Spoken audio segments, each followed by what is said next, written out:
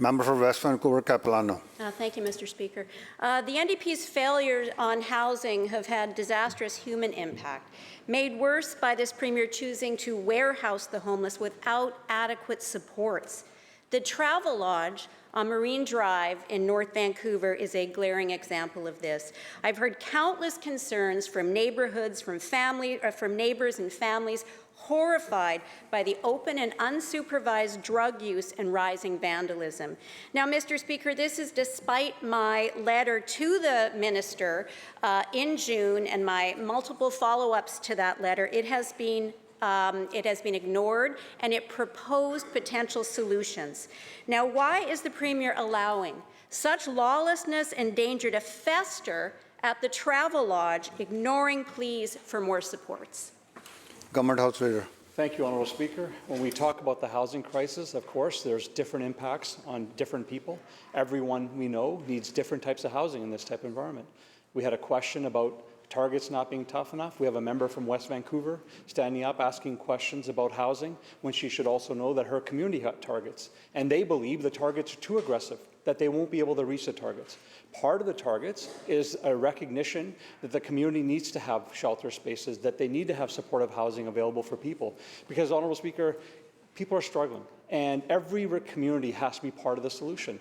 And so I met with the West Vancouver Mayor and Council during UBCM. We talked about possible solutions to address some of the challenges that they're facing in their community, and we're going to continue to work with them to solve that. West Vancouver, Capilano, supplemental. Thank you, Mr. Speaker. The minister is responding to something which is not related to the question that I was asking with respect to housing targets in West Vancouver. The NDP is systematically failing communities by warehousing people with severe mental health and addictions issues without supports. Police have recommended 24/7 security and secure entry systems at the Travelodge, which I also described in the letter I sent in June, yet the NDP does nothing but stonewall the concerns of my community. Neighbours have reached a breaking point. They report to me that people are dying and being removed from the Travelodge in body bags. Now, we owe vulnerable British Columbians better than that. How many more people must suffer or die before the Premier acts to investigate this colossal failure at the Travelodge in North Vancouver? Government House Leader. Thank you, Honourable Speaker. And again, we know that there's people in our communities that are struggling that need support. That's why we had to take steps to move people into accommodation, whether that be the Travelodge, whether that be buying a motel where there's no supportive housing in place. We're 2 decades behind. Communities have not stepped up to say, hey, we can build this type of housing for people in our community.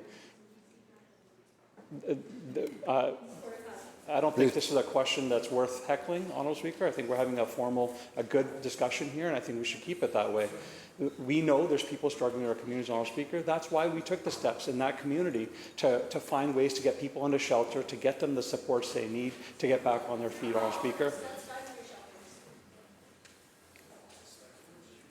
Please continue. Thank you, Honourable Speaker. That's why we've taken the steps to try to get people into housing, to get them the supports they need. I met with the West Vancouver Mayor and Council. We talked about ways to create mitigation strategies. We already have fencing there. We already have security there. We're going to find other ways to continue to support vulnerable people, but support the community as well.